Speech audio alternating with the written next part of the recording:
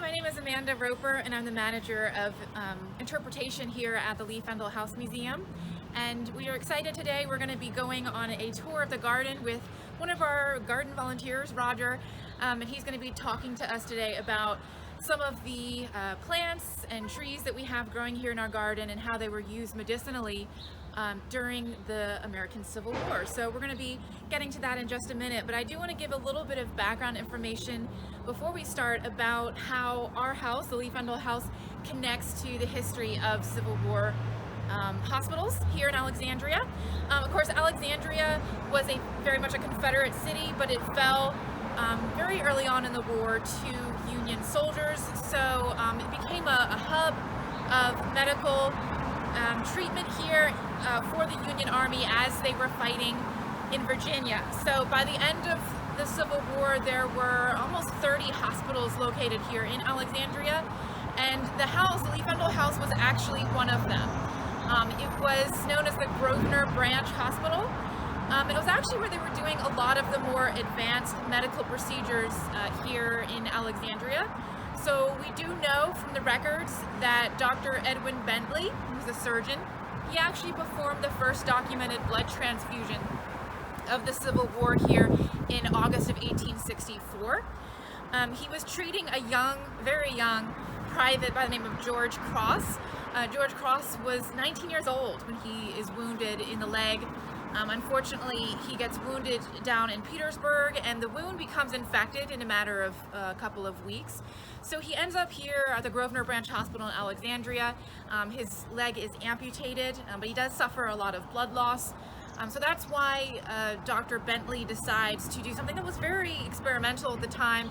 He does inject Private Cross with a small amount of blood, and it does cause Private Cross to rally. So luckily, Private Cross does survive the war. He does return to his home up in Massachusetts, and he does eventually die 2 years after the war of an unknown cause, but he certainly did benefit from the treatment he received here at the Grosvenor Branch Hospital. And so that's our little introduction. I'm going to actually turn this over to Roger, and he's going to walk us through how important plants and herbs were in treating Civil War soldiers. Well, hello, I'm Roger Monthi, a volunteer gardener and docent here at Lee-Fendall. We're going to talk a little bit about Civil War medicine today, a topic which really interests me.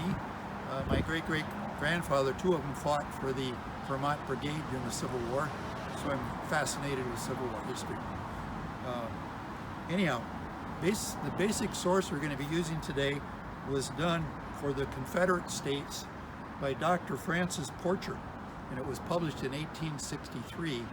And so they were interested in listing all the plants that could be used by the Confederacy during the war, that could be useful to them for medicine or economic or timber, for example.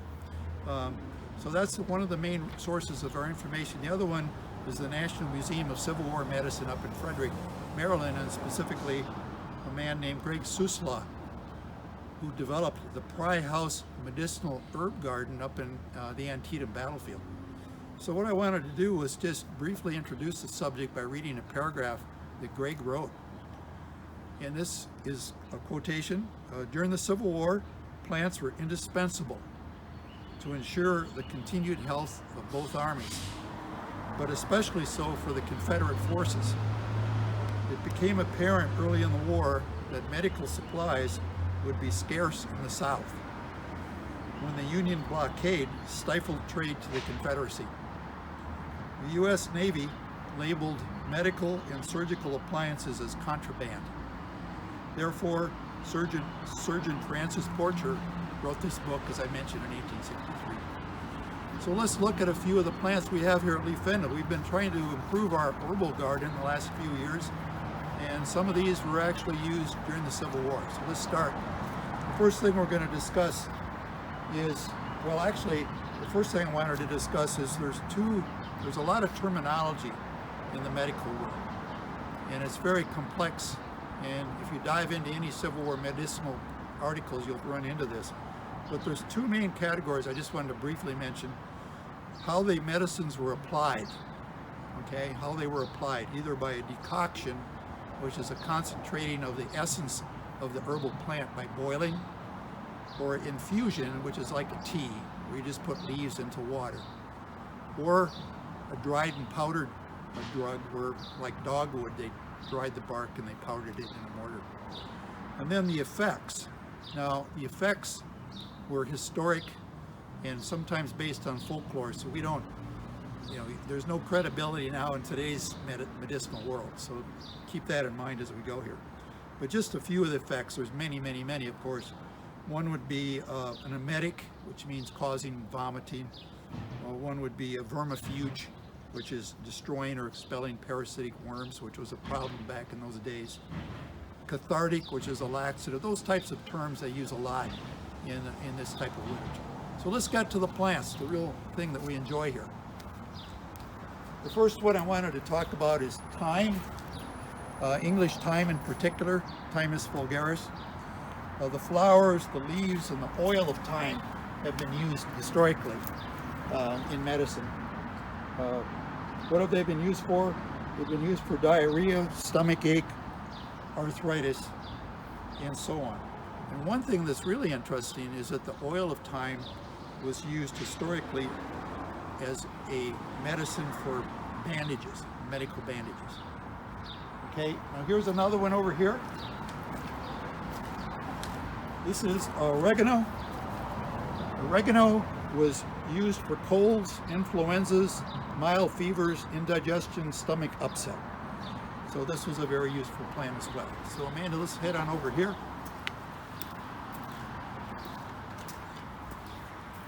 This is a rue, R-U-E, rue. This was mentioned by Greg Susla as a plant that warded off contagions, and also as an insect repellent, an antispasmodic, which prevented the spasm of voluntary muscle, and a sedative. And back behind here is the rosemary, and the rosemary was an aromatic. It also functions as a culinary flavoring, and tea is used to flavor, and it provides health benefits. And I did forget to mention the lavender down here too. The lavender was mentioned by Greg Susla.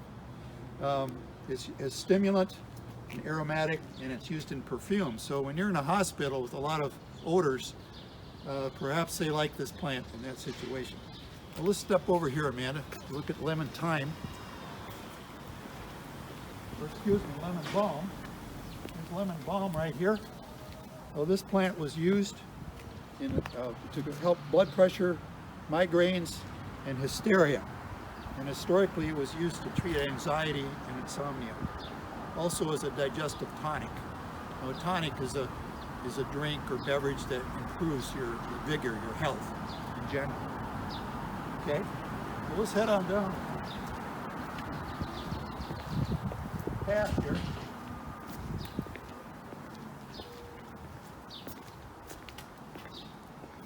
Wanted to mention boxwood a little bit. We have a lot of boxwood in Lee-Fendall garden. Now, boxwood the leaves have been proven to be a violent purgative, which means a laxative. So that's what it was employed for. It was also employed as a substitute for a herb called gum guaiacum, which was used historically as a diuretic and to control syphilis. So this is boxwood. Back behind, I don't know if Amanda can get a picture back here of pawpaw. We just planted a couple of pawpaw in the garden because they're a native species and we really like that plant. And that plant apparently was used, the rind of the fruit possessed a very active acid, and the pulp is sometimes employed as a topical application for ulcers. So that's pawpaw.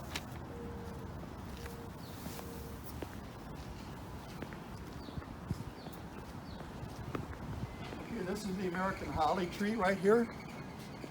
So this tree, the bark of the holly root was chewed, or tea was made from the plant, which yielded an excellent bitter, which promotes appetite or digestion, and also as a demulcent, which relieves inflammation or irritation. And it's very useful in coughs and colds. And the bitter principle is also a tonic, which generally benefits your health. I have a quote here from Dr. Porcher in his book. He says, "I have often noticed the mucilaginous taste of the holly root, and I've used it, chewed for coughs and colds. It is also a pleasant, agreeable, bitter, mucilaginous tonic." So, and one last thing, the leaves are used as a substitute for green tea. So let's just turn around here and look at the black walnut real quick. Okay, again, this is in the book on the Confederate plants. Well, this bark of the black walnut is considered a styptic. In other words, it's capable of causing bleeding to stop, according to the Confederate surgeon. And the rind of the unripe fruit is said to remove ringworms. And then there's a decoction. The decoction is made by concentrating the essence of the plant, which was used in that same process of trying to get rid of parasitic worms. So let's move on down this way, Amanda. By the way, I'm wearing a sack coat of the Union Army today. So a typical private in the Union Army would be wearing a jacket like this. As I mentioned, my great-great-grandfathers were both privates, one in the 2nd Vermont, one in the 3rd Vermont. Both of them got wounded in the war. One of them got wounded at the Battle of Spotsylvania Courthouse, and his name was Joseph Rand, and they brought him up to Alexandria to the Fairfax Hospital, which is where the Episcopal Seminary is. And he was cured, and he re-upped and went back to the war, which is quite amazing. Anyhow, this is a spice bush here, which is a really nice native plant. And in the Confederate plant book, it was mentioned, that book, by the way, was done in South Carolina, a lot of reference to South Carolina. But it was used as a pleasant aromatic tea. So it's a beautiful plant to look at. This is a magnolia here. These magnolias have a bitter tonic taste. They have quite bitter taste, and they have very fragrant flowers, so it was used as an aromatic probably in hospitals or houses. And some mention, or Dr. Porcher mentioned, that it acts as a powerful medicine in a similar way to Peruvian bark, which is quinine. Now, of course, that's what he thought back in those days. Well, let's move on to black cherry.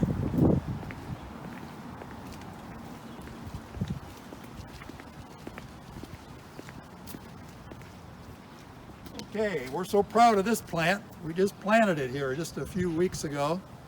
A bird dropping must have dropped it in our backyard, so we located it in another location. But according to the Confederate book on plants, they said this is undoubtedly one of the most valuable of our indigenous plants. The bark acts as a tonic with the property of calming irritation and diminishing nervous excitability. They also mentioned that there was a drink which was made by equal parts of black cherry bark, rhubarb, and gum, which is exuded from the peach tree. And this, combined with brandy and white sugar, made an excellent remedy for dysentery and diarrhea. And one of our really nice plants that are blooming, it's blooming right now, is the sage, just a glorious plant in perfect bloom. We're lucky to see it today. But this was listed as possessing marked antispasmodic properties, which again refers to spasms of involuntary muscle. And also it strengthens the circulatory, cutaneous, and digestive functions. It's also been used as a gargle in mucus, angina, and ulcers. So let's go to the last plant today, it's the dogwood, which is a very, very important plant used by the Confederacy. Take a little walk through our beautiful azaleas today. Aren't they gorgeous? Look at those. We can thank Carter Refall on our board for those.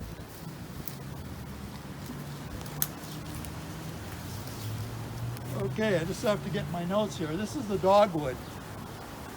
If you notice, the dogwood has a very scaly bark, that's a good way to identify it. And because of that, the bark can come off fairly easily in little plates. And that was used, it was dried and pounded and used as a medicine.